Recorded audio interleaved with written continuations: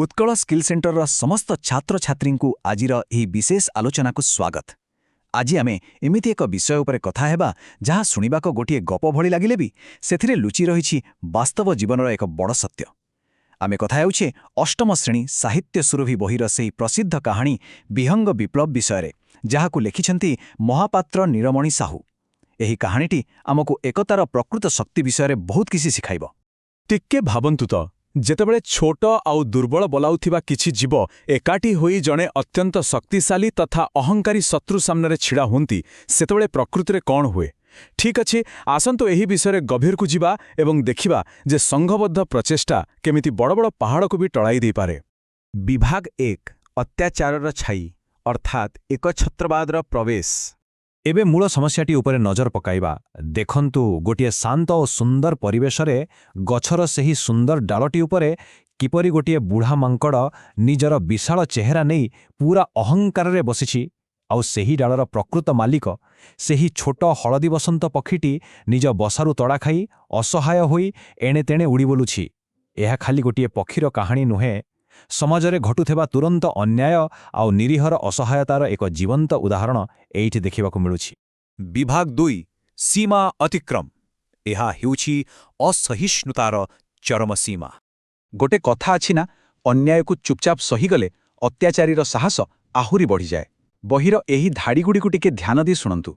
माँ हलदी बसंत मुंडरे चिंता माड़ी पड़ुछि, बुढ़ा मांकड़ सगड़ बाटुआ कोलीपाटी लाल टहटह दिशुछि, से एपरी बसिछि जे टिकिए भी स्थान देउनाही।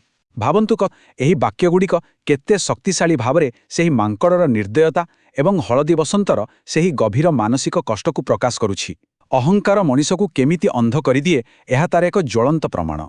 तेणु एठारे सबुठारु गुरुत्वपूर्ण कथाटी हेउछि एही तुलना। गोटिए पटे अछि सेही बुढ़ा मांकड़र पाशविक बल बा ब्रूट फोर्स, आउ अन्य पटे अछंती अलगा अलगा होई छिन्न विछिन्न होई रहिथिबा दुर्बल पक्षी माने।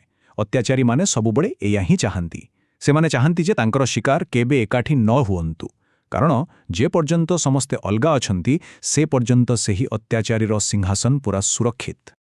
आसंतु एबे देखिबा विभाग 3 पक्षींकर एकत्रीकरण बा सक्रिय प्रतिरोधर यात्रा। वर्तमान सबुठारु आकर्षणीय कथाटी हेउछि काउर एही भूमिका। खाली कांदिले कि चुप रहिले तो किछि हेबनी। काउ एठी गोटिए कैटालिस्ट बा मुख्य प्रेरक साजिछि।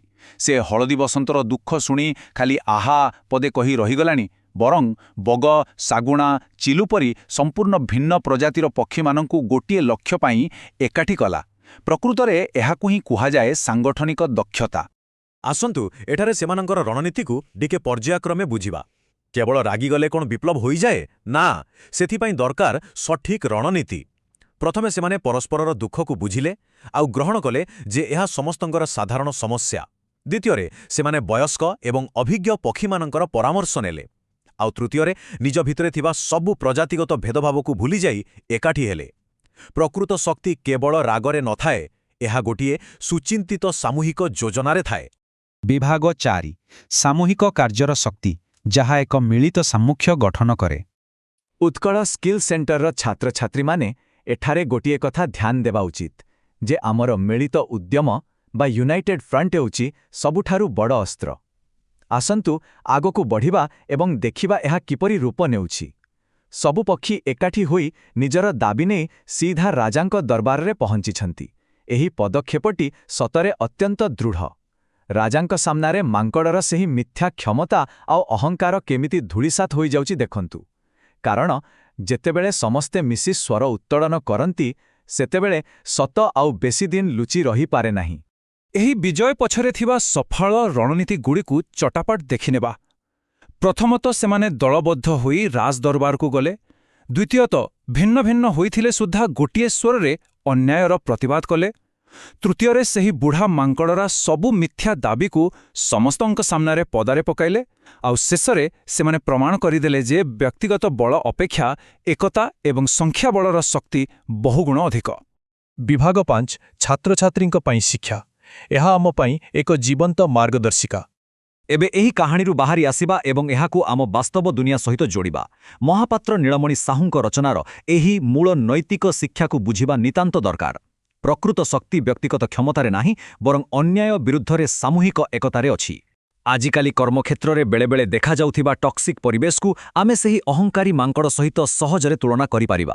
ଯେପର୍ଯ୍ୟନ୍ତ ଆମେ ଅଲଗା ରହିବା ସେ ପର୍ଯ୍ୟନ୍ତ ଶୋଷଣ ଚାଲିଥିବ, କିନ୍ତୁ ଏକାଠି ହେଲେ ଯେକୌଣସି ବଡ଼ ସମସ୍ୟାର ସମାଧାନ ହୋଇପାରିବ।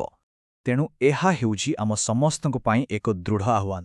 ଆମ ସମ୍ପ୍ରଦାୟରେ ହେଉ ବା ଆଗାମୀ କ୍ୟାରିୟରରେ ଆସନ୍ତୁ ଆମ ସାଥୀମାନଙ୍କ ସହ ସର୍ବଦା ଏକଜୁଟ ହୋଇ ରହିବା, ସଠିକ୍ ସମୟରେ ଉପଯୁକ୍ତ ରଣନୀତି ପ୍ରସ୍ତୁତ କରିବା ଏବଂ ଯେକୌଣସି ଅନ୍ୟାୟ ବିରୁଦ୍ଧରେ ମେରୁଦଣ୍ଡ ସଳଖ କରି ଛିଡ଼ା ହେବା। ସାମୂହିକ ସାହସ ଏବଂ ସୁଚିନ୍ତିତ ଯୋଜନା ଖାଲି ବହିର କାହାଣୀ ହୋଇ ରହିବା ଉଚିତ ନୁହେଁ, ଏଗୁଡ଼ିକ ହେଉଛି ଆମର ଉଜ୍ଜ୍ୱଳ ଭବିଷ୍ୟତ ଗଢ଼ିବାର ଅତ୍ୟାବଶ୍ୟକ କୌଶଳ।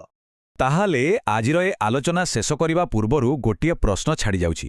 ହଳଦୀ ବସନ୍ତ ଏବଂ ସେହି ପକ୍ଷୀ ସମାଜର ଏକତାର ଏହି ଅମୂଲ୍ୟ ଶିକ୍ଷା କ'ଣ ଆମ ଆସନ୍ତାକାଲିର ନେତା ଓ ନେତ୍ରୀମାନଙ୍କୁ ସଠିକ୍ ମାର୍ଗଦର୍ଶନ ଦେଇପାରିବ? ଏହି ପ୍ରଶ୍ନର ଉତ୍ତର ଆମ ସମସ୍ତଙ୍କୁ ନିଜ ଭିତରେ ଖୋଜିବାକୁ ପଡ଼ିବ।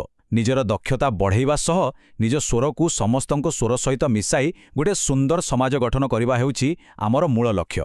ଏହି ଆଲୋଚନାରେ ଯୋଗ ଦେଇଥିବାରୁ ସମସ୍ତଙ୍କୁ ବହୁତ ବହୁତ ଧନ୍ୟବାଦ। ଆସନ୍ତୁ ଆଗକୁ ବଢ଼ିବା ଏବଂ ସମସ୍ତେ ଏକାଠି ବଢ଼ିବା।